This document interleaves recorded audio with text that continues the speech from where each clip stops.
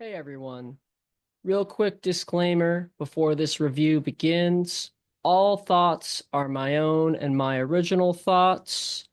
I was sent these paddles for potential with a review, not necessarily with a review being guaranteed, more to try them out, share my thoughts, and share my opinions and feels on how they play and how they perform in today's current pickleball market. With that being said, I do want to emphasize that I will remain unbiased and share my own opinions and thoughts on the paddles and those alone. At times, I might compare my opinions, maybe to those of other reviewers. Say if a video or a paddle has already been launched and it's a review after launch. But if it's a review before or of the day of launch of a paddle, those thoughts will be my own and my own alone. All right. Finally, I am not being paid to do this review. Typically, I will have either an affiliate's code, a discount code, or an affiliate's link, usually in the description of these videos or in the comments or in the bio somewhere on the video. Regardless, I will also try and share these in the beginning of each video. With that being said, I hope you enjoy this and enjoy the video.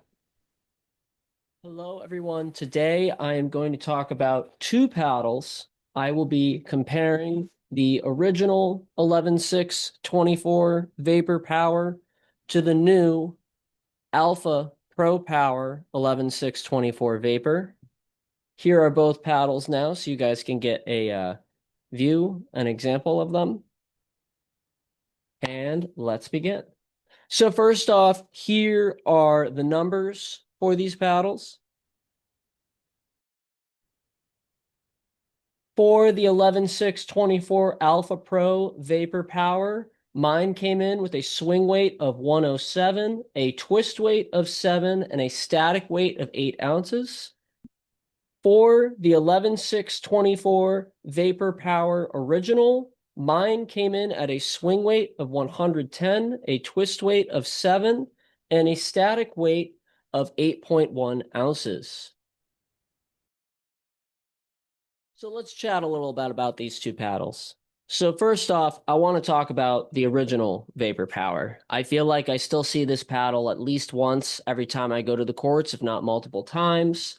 I think it's a great colorway. While gradients aren't usually my favorite, I do really like the 11Six24 like greenish teal gradient that they do. I think it's very snazzy in terms of looks and appeal. I think this shape is pretty much the best shape in pickleball. I've said it multiple times on the podcast, and I stand by that. I think this is an awesome shape. The 16.1 by the 7.9. It just gives you that kind of standard shape feeling while also maintaining a little bit more reach than your typical standard shape does. For me personally, what I did to this is mine came in, you know, I was surprised at the only 110 swing weight. It just felt heavier than I thought it would. So the only thing I did is I added a 7 of the tungsten flick weights on the bottom. I experimented with some weight, but any other additional weight I added just made it feel too heavy in the hands for what I'm going for in this paddle build. And I removed the stock grip and I did 2 U-grip and over grips. And that's about it. That's the only customization I felt it needed. It's got a really good twist weight out of the box. It's got a decent swing weight out of the box for a hybrid paddle, and it plays good. I will say it feels very thick. Like I know it's 16 millimeter, but it feels more like almost something 18 to 20 millimeter. It just feels like I'm hitting with a dense brick wall at times. And I don't love that about this paddle. That's my one knock to the original Vapor.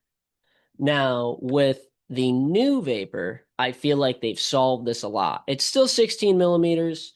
They're still equally as thick. And with the new Alpha Pro Power Vapor, it just feels lighter in the hand, easier to swing, and the ball just dwells on the face of the paddle more. Also, so I actually did this intentionally for this video. I only cleaned one half of this paddle, so you can just see how much ball dust this thing just picks up. It just picks up a ton of ball dust, and it just feels great, to be honest. One thing I will say, which can be a con for some people, I actually kind of like it, is this thing sounds like a cannon when you hit the ball. And I like having that awareness, knowing when I'm hitting the ball, where it's, it's coming off the face, and I could hear that as well as see it. Just coming from the tennis days, it's not the loudest noise in tennis compared to pickleball, but I do enjoy that in pickleball to a degree. So, and it's not too loud. It's not, there are louder paddles out there, but it's loud enough that it's enjoyable. It really gives that Gen 3 noise. They also did with this, they did this blacked out version kind of as an early run, and then the final iteration is going to have the white graphics around it with a white edge guard like this. I'm still waiting on mine to come in, so I'm doing this video with the blacked out. Quite frankly, and I told David this, I like the blacked out more. I think it looks way better. I think it looks awesome, and it's a fun paddle. I also really like that we put the vapor down here and we didn't do the really obnoxious vapor like that. So I think that was a huge win as well, right there. Just for subtle kind of graphics changes there. So I'm going to talk a little about what I did to this one. So mine came in lighter, and I felt I had more room for customization. I didn't do anything to the top. This is just protection tape. As you guys know, with the gradient edge guards, they get marked up pretty easy. I did 3 inches in the bottom corners of 0.5 Pickball Effect tungsten tape, as you can see here. And then I did, again, the 7 tungsten flick weight. For the flick weights, I find the 9's a little heavy for these. I find the 7 or the 6 works great with them. I am starting to prefer the copper ones over the tungsten just because I feel it a little bit more, I'm noticing. But I do really enjoy the tungsten 7s in particular still, or heavier. And yeah, I just find the flick weight does wonders for this paddle. Um, and yeah, I did the same kind of grip setup. I did the 2 under grips. That's just how I like my wide bodies in particular, and my standard shapes, and a hybrid that's kind of mimicking those shapes like this, I would put into the similar categories of setups for me. And I find it makes my hands fast, quick at the net, and it feels good. So overall, who would I kind of recommend the upgrade of this paddle to? So I think it is a pretty good upgrade in terms of comparison. So if you really like your vapor power and it's getting old, maybe it's not hitting the way it was out of the box, or you want something a little more, I do think this has a little more juice. I also find it a little more controllable, which is a weird thing to say because usually there's trade-offs in pickleball. But this is one of those paddles where I don't think there's a ton of trade-offs. I do think you're losing some pop, and that's probably due to it being a little more dwelly and a little less poppy off the face per se. But outside of that, I really don't think there's any other trade-offs with the Alpha Pro Vapor Power. I will say I did see retail prices are up a little bit on these compared to the original Vapor Powers. So if that's a turnoff for you, I totally understand there. But I think that's just because of how quick they turn these paddles around. And I do think it is a pretty significant upgrade from the original Vapor Power. I would highly recommend it to anyone that is serious about their game, knows they're dialed into this shape, really like this shape or type of paddle, likes the Gen 3 build, likes, a lighter paddle, a lower swing weight, feels they can tinker and customize more.